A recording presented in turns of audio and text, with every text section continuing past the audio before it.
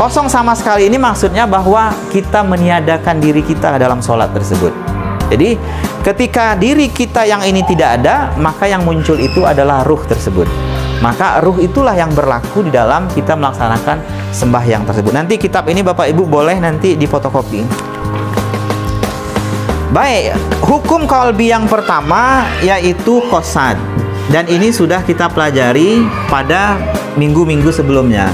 Naik tingkat ke atas, jadi dia begini Bapak Ibu, sampai nanti tingkat ke atas dia. Yang kedua namanya adalah ta'rad. Ta'rad atau takrub. Yang ketiga yaitu ta'yin. Yang keempat namanya ihram. Saya sebab mau habiskan malam ini. Sudah itu yang ke atas lagi namanya mi'raj. Sudah itu ke atas lagi namanya munajat. Sampai ke atas ini yang paling tertinggi namanya tabdi. Baik Bapak Ibu, jadi saya ingin mulai dari qasad, ulang sedikit. Qasad ini dalam pandangan jalan syariat kita mengucapkan lapas niat. Usalli fardal zuhri, usalli fardal maghribi, yaitu itu jalan syariatnya. Tetapi dalam jalan hakikat yang wajib kita tempuh juga, yang kita pahami, qasad ini dia bukan hanya sekedar mengucapkan niat di ujung lidah, atau bukan pula mengucapkan niat di dalam hati. Sebab dalam hati ini masih lapas suara hati. Di lidah tambah lagi, lidah ini dia masih lapas. Jadi sebenar-benar niat itu tidak bersuara dan tidak berhuruf. Maka itu dalam sebuah hadis Nabi tersebut, innamal a'malu binniyat. Sesungguhnya kata Nabi, seluruh perbuatan itu bergantung kepada niat. Jadi apapun perbuatan kita itu bergantung dengan niat tersebut. Bapak Ibu datang ke sini sebab ada niat. Kalau tak ada niat, Bapak Ibu datang ke sini tak sampai ke rumah saya nih. Bapak Ibu pergi ke masjid karena ada niat. Kalau tak ada niat tak bisa tak sampai ke masjid. Sebab ada niatlah sampai ke masjid. Tapi Bapak Ibu, niat tersebut, qasad tersebut, dia niat itu tidak bersuara dan tidak berhuruf.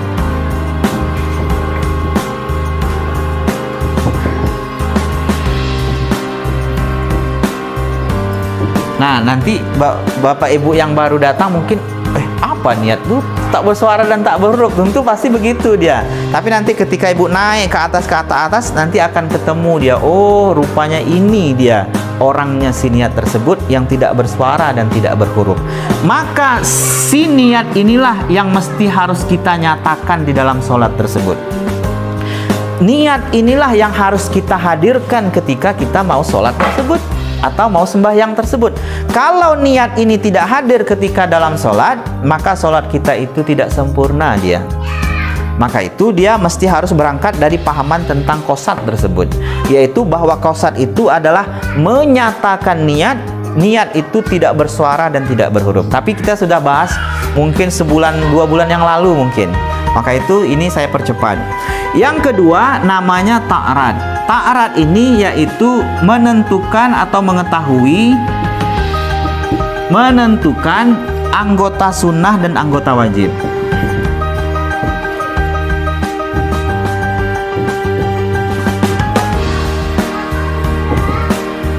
Nah, jadi ketika Bapak Ibu sholat atau sembahyang tersebut, Bapak Ibu mesti harus tahu yang mana satu anggota sunnah, yang mana satu anggota wajib. Anggota sunnah ini, kita kalau belajar fikih dulu waktu di SD, SMP, sampai SMA atau perguruan tinggi, kalau disebut kata sunnah tersebut, kalau misalnya dilakukan dapat pahala, ditinggalkan tidak apa-apa. Itu biasa sunnah dalam pandangan fikih.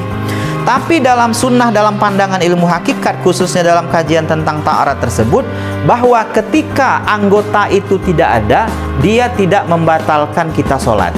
Contoh Bapak Ibu, kalau misalnya Bapak Ibu mau sembahyang, ada orang yang mau sembahyang tapi tangan sebelah tak ada, maka tangan ini ketika dia bawa sholat tidak membatalkan dia sholat. Sebab apa? Sebab tangan ini anggota sunnah. Misalnya orang tak ada kaki sekalipun, kakinya puntung, tak ada, tapi tetap juga wajib sholat pada dia. tetap perintah sholat itu berlaku kepada dia dan dia masih tetap wajib sholat, sebab kaki ini anggota sunnah. Anggota sunnah ini kalau tidak ada, maka dia masih tetap kita wajib melaksanakan sholat, dan dia tidak membatalkan kita sholat. Telinga tak ada misalnya, telinga sebelah tak ada, tuli kita, tetap wajib sholat. Sebab apa? Sebab telinga ini anggota sunnah yang kalau dia tidak ada, tidak membatalkan kita sholat atau tidak menggugurkan perintah sholat tersebut. Jadi dia anggota sunnah. Tetapi anggota wajib inilah yang tidak boleh tidak terbawa ketika dalam sholat. Kalau anggota wajib ini tidak terbawa, maka sholat kita itu batal secara hakikat. Sayang, rugi kita Bapak Ibu kalau kita bersolat itu, sholat kita itu batal. Setiap kali sholat batal sholat kita. Kenapa? Kalau yang wajib ini tidak terbawa. Maka saya kasih contoh pada minggu yang lalu, Bapak Ibu mau pergi ke Malaysia atau mau pergi ke Amerika sana, yaitu lalu bawa uang dolar, bawa misalnya uang $10.000. $10.000 tuh banyak Bapak Ibu. $100 aja $1.500.000 duit kita, apalagi $1.000 atau $2.000. Bawa duit $5.000 sampai di Amerika, Bapak Ibu tidak bisa masuk ke Amerika. Kenapa? Karena Bapak Ibu masih membawa anggota sunnah. Anggota sunnahnya dolar. Anggota wajibnya tidak Bapak Ibu bawa, maka tidak bisa masuk ke Amerika. Kenapa? Anggota wajibnya apa? Anggota wajibnya adalah paspor. Jadi anggota wajibnya paspor, anggota sunnahnya adalah uang dolar tersebut. Uang dolar ada, paspor tidak ada, mau berangkat ke Amerika Bapak Ibu tidak bisa. Sebab apa? Masih membawa anggota sunnah. Paspor ada, anggota wajib ada, tapi dolar tidak ada, masih bisa masuk ke Amerika. Cuman masuknya tak sempurna. Tak bisa Bapak Ibu pergi sewa hotel di Amerika, tak bisa jalan-jalan di Amerika, tak bisa mau berkunjung tempat makan yang mewah. Sebab apa sih? Tidak terbawa anggota sunnah. Anggota sunnahnya dolar. Maka itu baru sempurna ketika anggota sunnah dan anggota wajib ini dibawa ke Amerika, baru bisa masuk ke Amerika, bisa belanja, bisa makan-makan, dan bisa sewa hotel di Amerika tersebut. Dalam sembahyang itu juga sama Bapak Ibu. Kalau anggota sunnah dibawa, anggota wajib tidak dibawa, maka Bapak Ibu tidak bisa mi'raj untuk bertemu dengan zat yang wajib disembah tersebut. Kapan baru sempurna? Ketika anggota wajib dan anggota sunnah itu dibawa di dalam sholat tersebut atau dibawa dalam sembahyang tersebut. Nah, maka itu kita mesti harus tahu mana satu anggota sunnah, mana satu anggota wajib tersebut. Baik, yang ini sudah. Ta'yin ini menentukan waktu. Ini tidak perlu kita bahas panjang. Menentukan waktu itu, sembahyang itu bergantung dengan masa. Maka itu sholat maghrib jam 6 sampai jam 7.30, sholat isya 7.30 sampai jam 12 malam nanti, sholat subuh mulai dari jam 4.30 sampai jam 6 misalnya. Udah itu zuhur 12.10 sampai nanti asar mau sampai. Asar nanti sampai jam 6 misalnya. Itu sembahyang bergantung kepada masa. Masa itu ditunjuk atau dipermudah dengan jarum jam. Tapi nanti sholat yang sebenar-benar sholat itu dia bergantung dengan waktu. Jadi nanti untuk kajian ini, tapi nanti kajian ini kita tinggal dulu. Sembahyang itu bergantung dengan masa. Setelah itu sholat sebenar-benar sholat itu dia bergantung dengan waktu. Nah, tapi kita duduk dulu di bagian sembahyang tersebut, bahwa sembahyang kita itu bergantung dengan masa. Masa ini dia dipermudah dengan jam dinding atau jam tangan kita. Tuh, sampai di situ dulu Bapak Ibu. Nah, setelah kita mengetahui tentang qasad, lalu mengetahui tentang qasad, yaitu niat sebenar-benar niat itu yang tidak bersuara dan tidak berhuruf.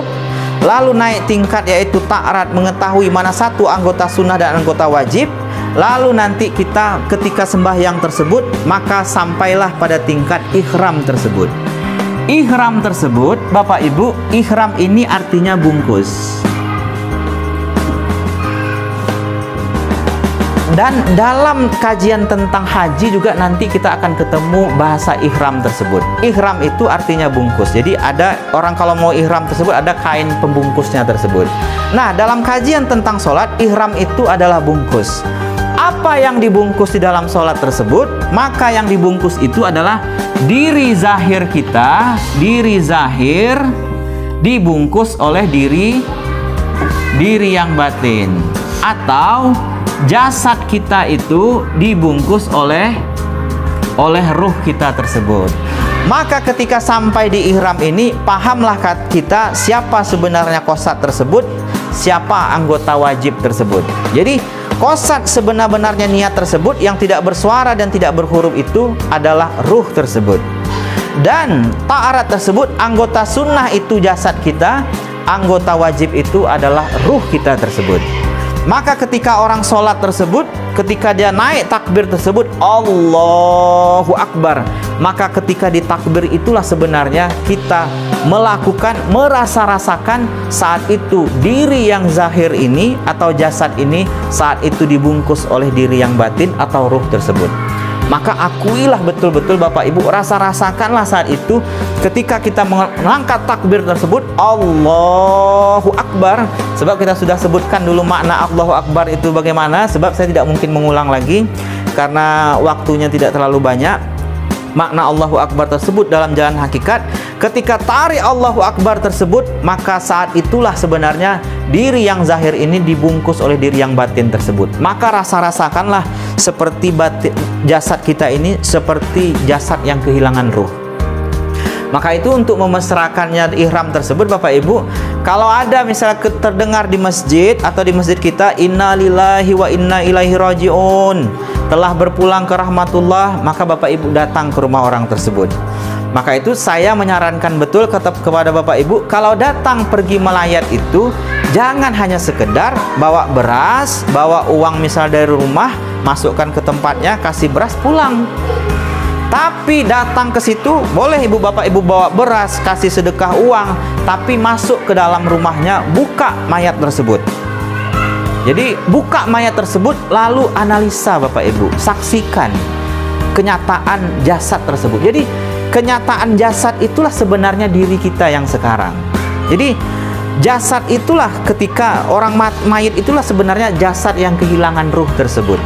Jadi punya dua mata tak bisa melihat, punya dua telinga tak bisa mendengar, punya dua kaki tak bisa berjalan, punya dua tangan tak bisa memegang, punya dua otak kiri, otak kanan, tak bisa berpikir.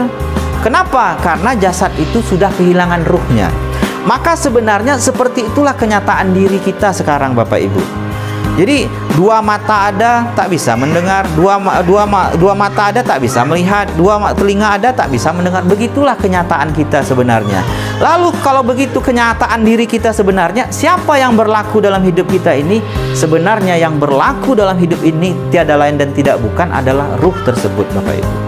Maka itu dirasa-rasakan. Kalau Bapak berdiri seperti ini, rasa-rasakan tubuh kita ini seperti patung sebenarnya. Jadi ketika memandang ini, kita jasad ini hanya sarana untuk tempat melihat saja Bapak Ibu. Telinga ini hanya sarana untuk mendengar saja sebenarnya. Jadi rasa-rasakan. Maka ketika kita sholat tersebut, ketika tarik Allahu Akbar tersebut, maka saat itu rasakanlah sebenarnya saat itu diri yang zahir ini atau jasad ini dia dibungkus oleh diri yang ruh tersebut atau diri yang batin tersebut.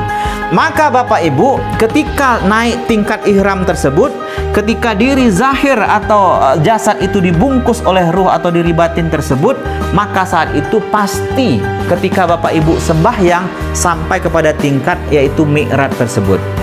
Apa mi'raj tersebut? Mi'raj itu artinya naik dan sampai Bapak Ibu. Naik atau sampai. Apa yang naik? Yang naik itu maksudnya naik tingkat Bapak Ibu. Jadi Bapak Ibu ketika sholat itu, ketika sampai di tingkat mi'raj itu, maka naik tingkat kita. Apa yang naik? Yaitu tingkat yang pertama adalah zahir, maka berubah menjadi tingkat yang batin. Akunya jasad berubah menjadi akunya ruh saat itu. Jadi tak ada lagi cerita jasad di situ, hilang dia. Maka itu kenal diri, kenal Allah. Siapa yang kenal Allah dalam hadis qudsi tersebut, maka hancurlah jasadnya. Jadi siapa yang kenal diri, maka kenal kepada Allah. Siapa yang kenal Allah, maka hancurlah jasadnya tersebut. Maka ketika sampai orang pada tingkat mi'raj tersebut, orang akan naik tingkat, yaitu apa dia? Naik tingkat akunya jasad menjadi akunya ruh. diri yang jasad itu akhirnya hancur, maka saat itu yang muncul itu, yang berlaku ketika sembahyang tersebut adalah diri yang batin atau ruh tersebut.